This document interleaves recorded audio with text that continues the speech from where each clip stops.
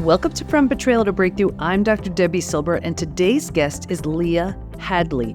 Leah Hadley, a nationally recognized financial empowerment expert, is committed to providing personalized, compassionate financial guidance through life transitions. She'll tell you she's had many challenging financial times in her adult life, becoming a parent of 3 overnight, getting divorced, and building a business from the ground up, to name a few.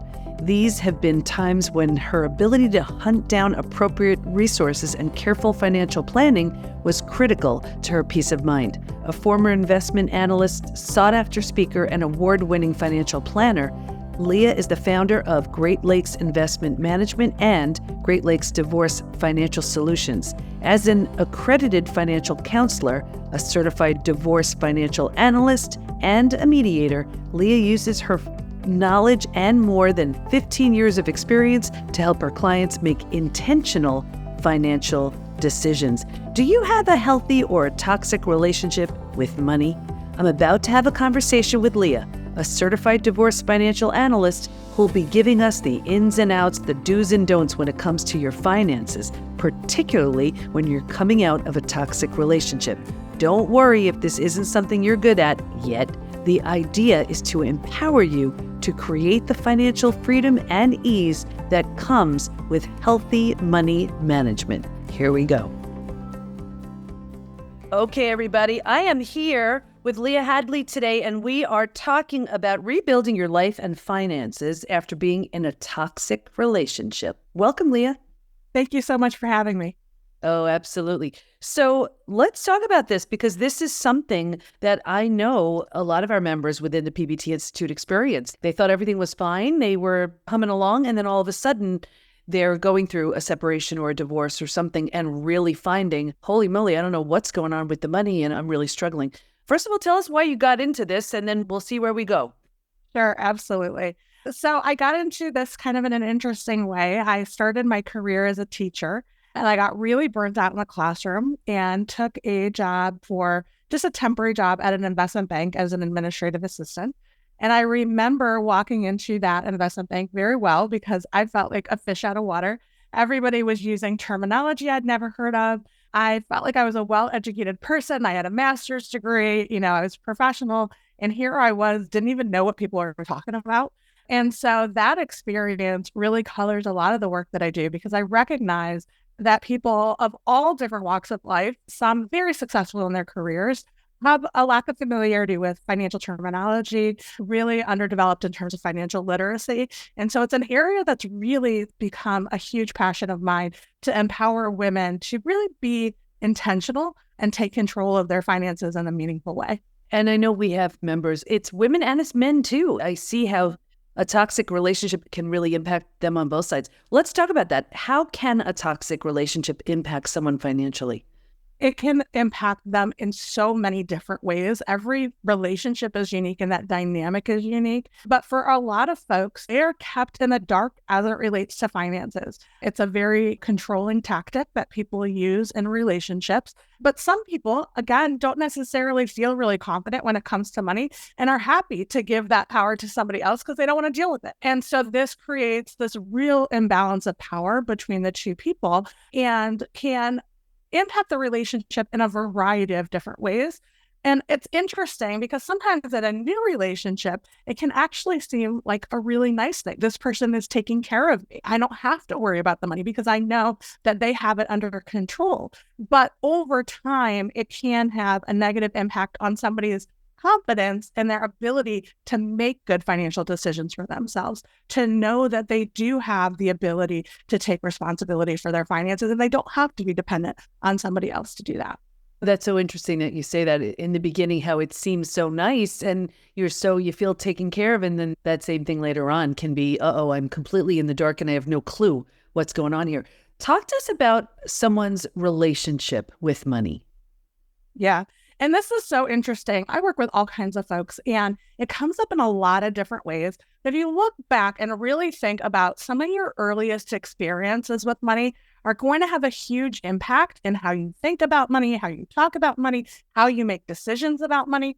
So for me, I was very fortunate in that my early experiences were fairly empowering. I remember a story from when I was a kid, and my girlfriend and I, she lived on the street behind me. We did extra chores. I don't know, we were like 7 years old or something. And we got paid $1 to do our extra chores. And we went up to the drugstore. We rode our bikes up to the drugstore. And it was a time when you could still get candy for like 5 and 10 cents a piece. And we felt like it was like Christmas morning. We could get whatever we wanted for $1. It came back with all this candy. And it was like, oh, if you work for something, then you get rewarded and you get something from it. But I was talking with one of my clients who shared a story with me about when she was babysitting as a teenager and how she had been babysitting for this family and how they had never given her a raise over all of these years and how she had talked to her parents about it. And they said in no uncertain terms should she ask for any more money. And so obviously, as this woman grew up and got into her career, she has ingrained in her mind not to ask for more. And so I think for some people, that relationship with money it's disempowering in a lot of cases, where some people are raised to believe that money is evil and they have this very negative association with money, almost to the point of repelling it in their lives. So people have all different kinds of relationships with money. But it's really interesting to see how that evolves in a dynamic with another person. My first husband and I, money was a huge issue in our marriage. And he grew up in a very impoverished area in another country. I grew up in suburban Ohio, where we always knew we had a roof over our head and we always had food on the table.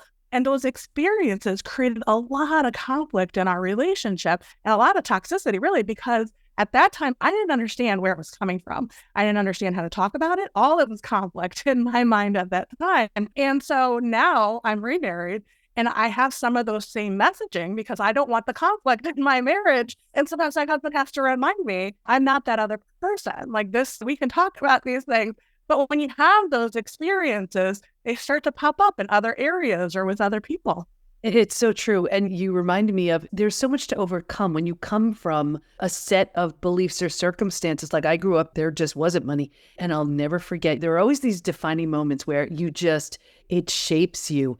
And I was in high school. Then I remember I had to get a lot of my clothes from hand-me-downs from neighbors, or there was a local thrift shop.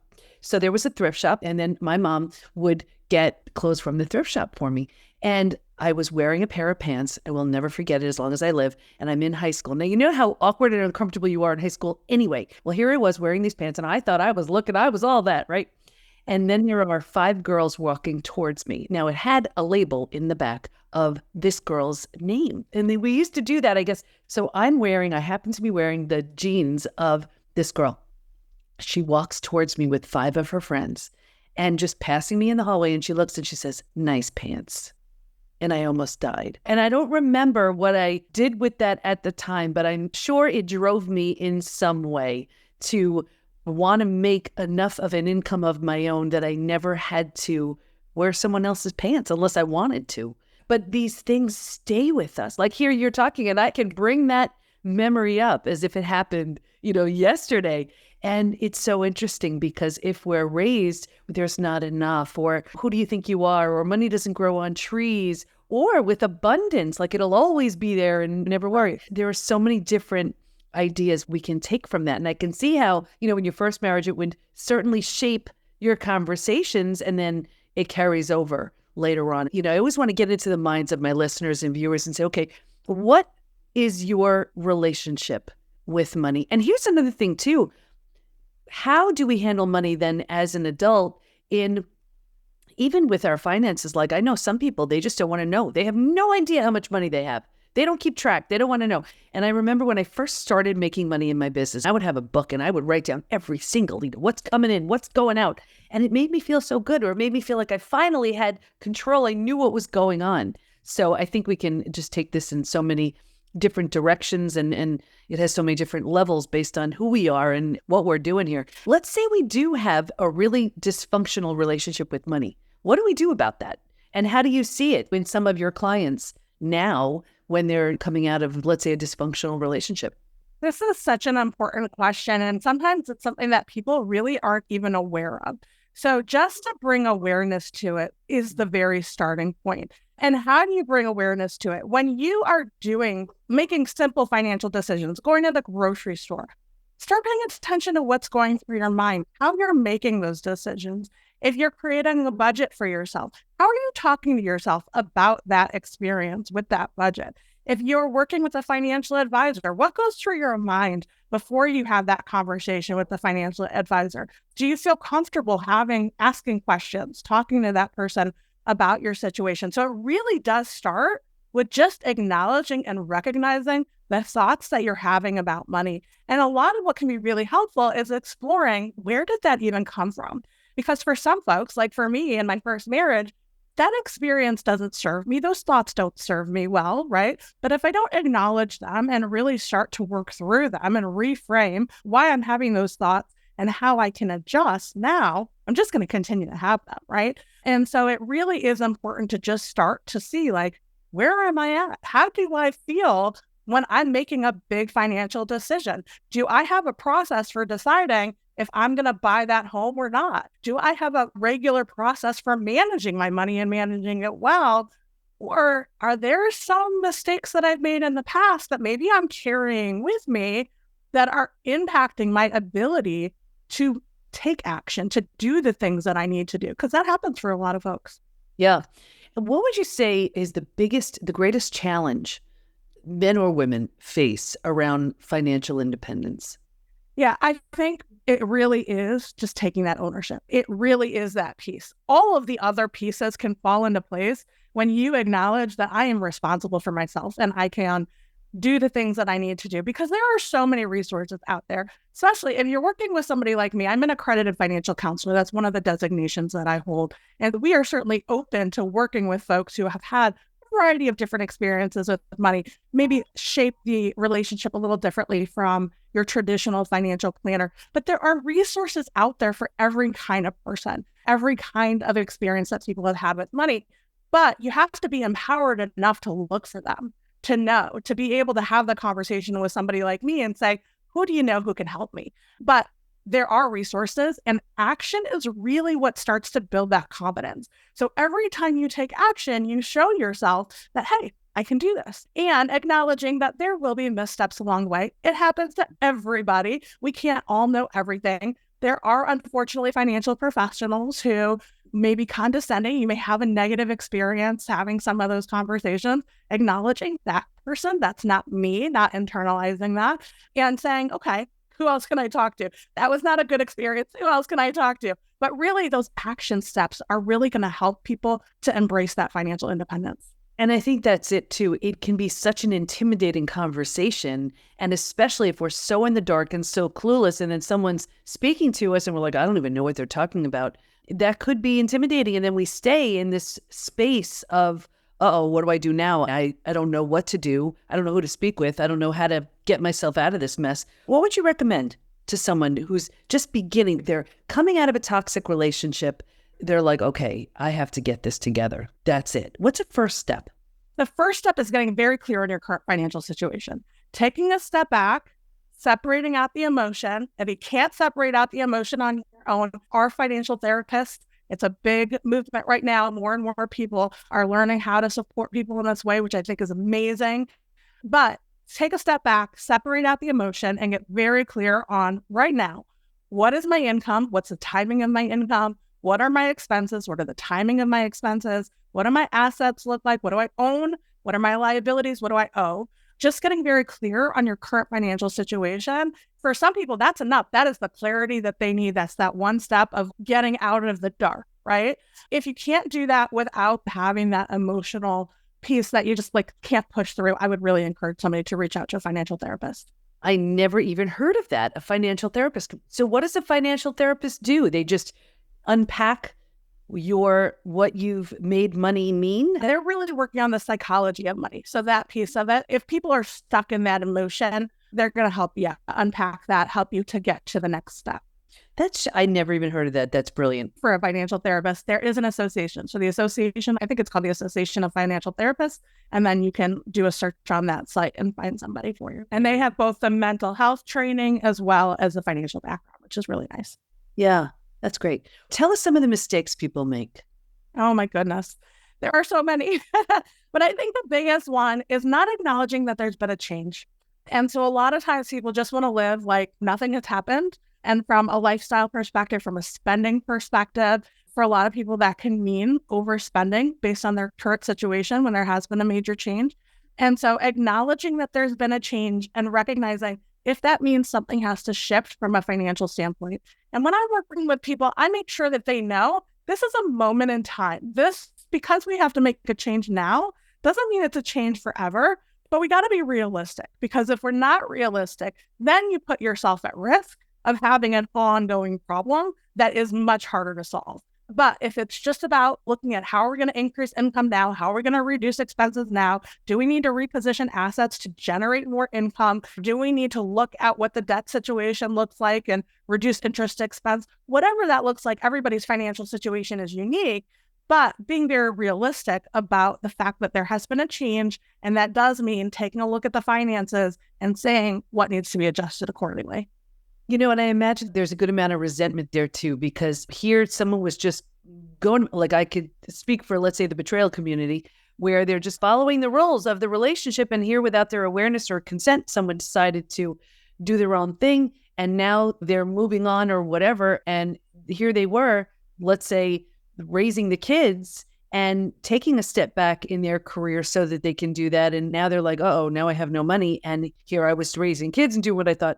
So I can see how this is where a financial therapist would be helpful as well. But what does someone like that do? Let's say here they are, they're raising their kids, so they step back from their career entirely, and they're in this really tough spot. Yeah, I really try to coach people around looking at it as a new beginning.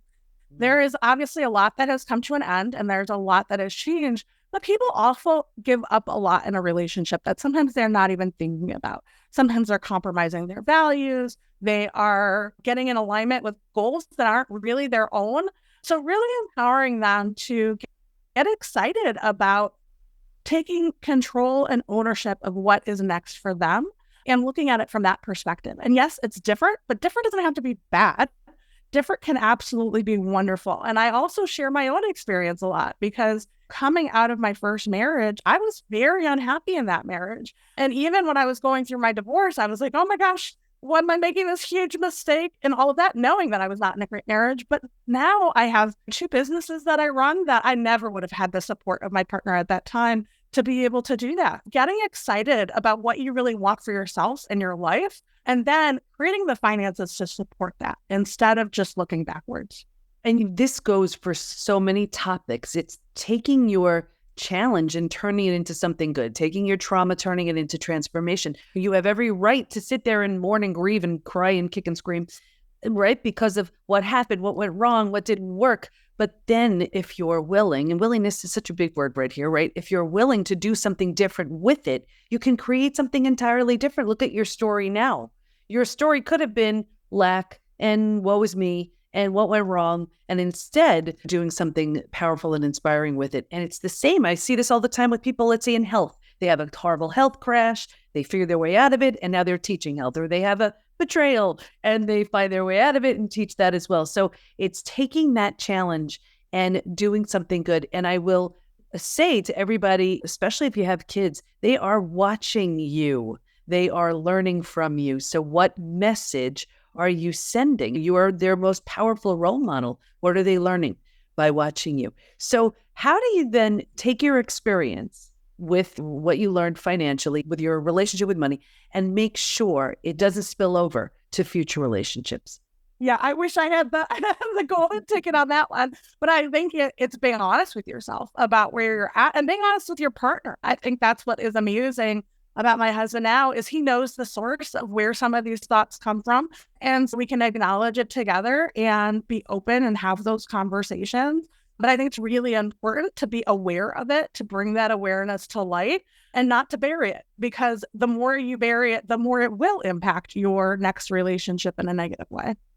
And I think it's important also to just take a look at, instead of just reacting and responding, if something's coming up around money, taking a look and say, okay, where is this coming from?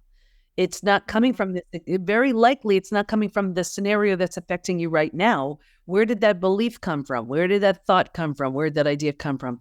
Probably something that happened at some point along the journey, for sure. You want to be cautious. If you are somebody who doesn't feel confident with money, and I've seen this so many times play out, that it's very easy to want to give that power over again and put yourself back in that cycle again. And so it really is, if you know that about yourself, if you don't want to deal with the finances, that is a huge message that it's time to increase financial literacy and to acknowledge that nobody's knowing how to manage money. These are skills that are developed over time. And there are a lot of skills. I had a client who emailed me this past week. She had some very specific accounting questions. I'm a financial planner. I'm not an accountant. And so these are the kinds of questions that I rely on a CPA for. And, I know my lane. I'm not going to know it all. And nobody is. Even though this is my full-time thing that I do all day, every day, tons of continuing education, I'm not going to know it all. So you're certainly not. And that is completely okay. But what's not okay is to say that I don't know it all. I'm not going to learn anything. And I'm just going to let somebody else handle it for me, because that's how you get taken advantage of. And so it's really important that you have at least basic knowledge and information, especially about your own financial situation. So that way you can make sure that you are making good decisions in those relationships, not just with the partner, but with the professional as well. Yeah, it makes so much sense. And speaking of relationships, I'll never forget, it was a seminar, and I think it was like a speaking seminar, growing your speaking practice or something, and a million years ago. And the trainer was talking about your relationship with money. And it was so brilliant because she said, think about it. If you're not paying attention to, think of money as a relationship. If you treated it poorly, if you didn't respect it, if you didn't pay attention to it, what kind of relationship would you have? And it's really so true, right? If we're not respecting it, if we're not treating it, what kind of relationship would that be? That stuck with me all those years later. What do you want to make sure everyone knows as we wrap up? You are absolutely in the driver's seat when it comes to your finances, regardless of how you feel about money in this moment, regardless of your financial situation in this moment, you are in the driver's seat. I want to acknowledge that people, regardless of income, struggle with financial confidence. That is completely normal, but it's also something that you can overcome, that you can take the actions, you can get the support that you need, and you can become a person who feels very confident making financial decisions. I love that. And I love the idea that it's really not about how much money you make. Your money, it doesn't define your value and your worth. And I think many of us use a number to define our value. And you think about the numbers we use, how much money we made, what the number on the scale is, the number of whatever the number is, and what, score you got on a test if you're a kid. And what would happen if we got away from the numbers a little bit and recognized our value and worth just really for what it is, having nothing to do with money, but again, learning how to manage it, because that's just good practice. So I want to thank you so much for your time and your attention. Where do we go to learn more about you and the great work you do? I have on Instagram, Watch Her Thrive is the handle. And we have the Watch Her Thrive Facebook group, which is a free resource where you can come in, ask questions, be part of the community, and know that we're here to help you get to your financial goals. Oh, that sounds so great. Thank you so much. And I hope everybody, you were paying attention here. Get your money together, your money mindset, and find a financial therapist if you need one, and Leah's here to help as well. Thanks so much. Thank you. I found it so interesting that the behaviors that may have initially had us feeling cared for when someone handles the finances is what has us feeling like we've been kept in the dark later on. Stay in touch with Leah by going to watchherthrive.co, and we'll have all of her information in the show notes at thepbtinstitute.com/podcast. Here's my biggest takeaway. Start with creating an awareness around how you're managing your finances so you feel you're in the driver's seat. Next, separate the emotion around it, and if you need, find a financial therapist who can help. Who knew? Then, be sure to acknowledge changes in your spending behavior once your finances change. And instead of being frustrated or resentful, see it as different, and as Leah said, different can be wonderful. Of course, if you're going through your separation or divorce due to a betrayal, we're here to help you bounce back even better than before. Check out thepbtinstitute.com and let's get you to your physical, mental, and emotional best. Thanks for listening. Can't wait to be with you next time, and here's to your breakthrough.